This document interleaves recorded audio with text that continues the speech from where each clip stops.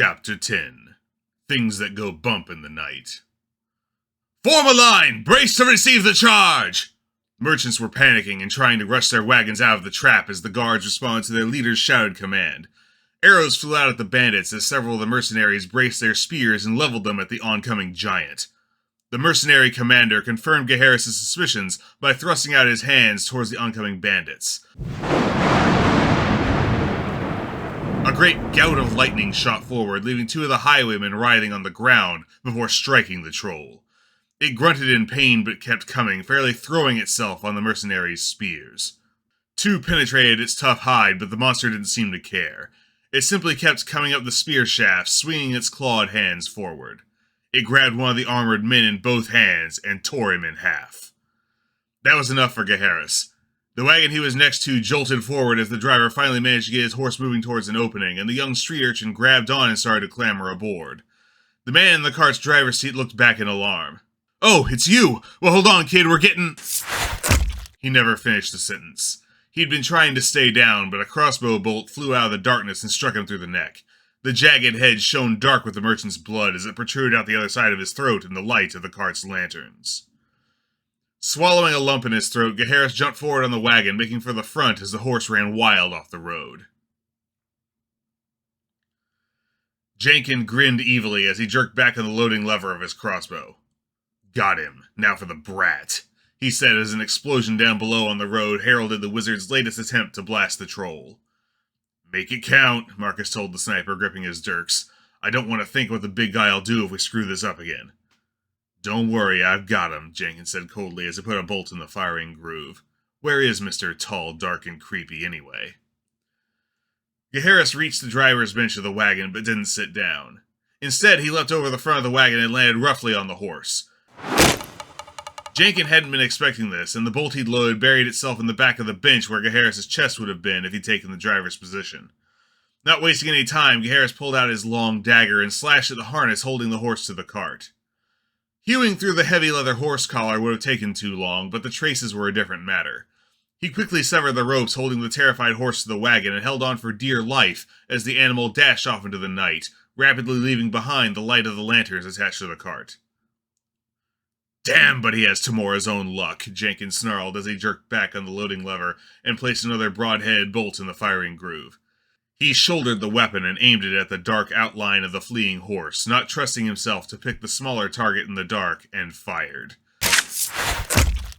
The bolt struck true, burying itself in the horse's rump. Gaheris didn't know much about riding, so when the horse screamed and bucked under him, it was all he could do to hang on for dear life. But it kept running without his direction, mixing in with the fleeing merchants as the mercenaries began to get the upper hand on the bandits behind them. The roaring of the troll began to fall behind. But the horse was shot in the hindquarters and couldn't keep going long. Gaheris got less than a mile away from the attack when his steed began to falter. In the light of the moon, he could see the crossbow bolt protruding from the animal's rear leg as he gently brought it to a halt. The horse shuddered as he jumped down from its back. It clearly wasn't going to run much of anywhere. He patted the horse's neck before bolting off into the night, running over the plains away from the road. It wouldn't do to be caught now, and he intended to put as much distance between himself and the bandits as he could. "Too many of them got away," the leader of the bandits growled at the night masks. "You're too worried about the kid. If you want our help any further, we're gonna need more gold." "We have a deal already," the dark assassin said, while Marcus and Jenkins stayed silent in the background. "We give you the caravan, you help us catch the boy. That your men couldn't keep the merchants from escaping is not our problem." "If we're tracking anything, it's the wagons," the bandit snarled violently, causing the troll, sitting on the hill while its wounds healed, freakishly fast, Marcus noted nervously, to look over at them and slightly flex his claws. "I'm not wasting time after some kid when there's loot to be had. Even if I wanted to, the men wouldn't stand for it." "You're sadly mistaken if that's what you think," the Night Mask said indifferently as he casually produced a cloth and began wiping the blood from the dagger he'd put through the mercenary wizard's throat. "You took our payment, and until you've done what we paid you for, you'll do what I tell you," he continued in the same, almost bored tone as he slid the blade back into its sheath. "I don't take no orders from you," the bandit snarled and yanked a short sword clear of his belt, more likely to emphasize his point than to actually attack, judging by the way he held it, Marcus noted. The troll stood menacingly, its deep spear wounds and scorch marks nearly healed already, but the assassin didn't reach for any weapons. Instead, he simply looked directly at the bandit's face for the first time. It was as though the man had hit a brick wall. His jaw dropped open and his sword fell from his hand and thudded on the grass as he stood immobile. He shook it off after a few seconds, but he was visibly shaken as he knelt to retrieve his weapon and return it to his belt. Jenkin looked at him quizzically. He looked like he'd seen a ghost. "Are you still going to argue?" The assassin's tone was calm, almost polite, but the threat was obvious. "No," the bandit answered. "We'll find him." "Good," the leader of the masks said as he turned away. "Get to it." The bandit gave him a look of pure venom as his back turned, but still barked instructions to the troll in the guttural giant's tongue. The massive creature looked at him in puzzlement, but still did as he said, lumbering off to try to find the scent of a boy amid the fleeing men and horses. The other bandits fell in line, grumbles about a dearth of spoils quickly silenced by their chief. Gaheris' endurance was starting to wear down. His left hand clutched at a stitch in his side as he slowed to a weary trot. He didn't know if they were tracking him, and even with his exertion slowing him down, he didn't intend to wait around to find out. Gritting his teeth, he kept on, glad that at least the direction he was moving seemed to be slightly downhill. "And there they are," Shandri said in a low voice from her perch on a small rise overlooking the bandits. "About time we caught this lot." "Looks like their troll's tracking something," Aaron observed from where he crouched next to her. "Think they're after the runner that came through here?" "Seems a lot of effort for the whole lot of them to chase down one guy. Still, I can't see what else they could be doing." "Yeah, nice bonus helping out the poor guy."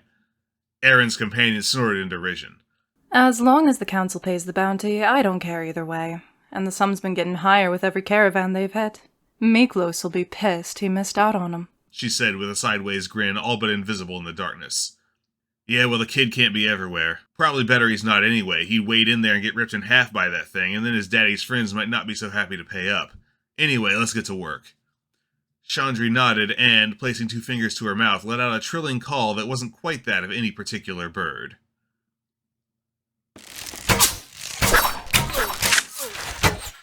The sound barely registered to the small group of bandits before the arrows began to rain down. Marcus cursed in surprise as the bandit leader fell with an iron-headed shaft through his neck.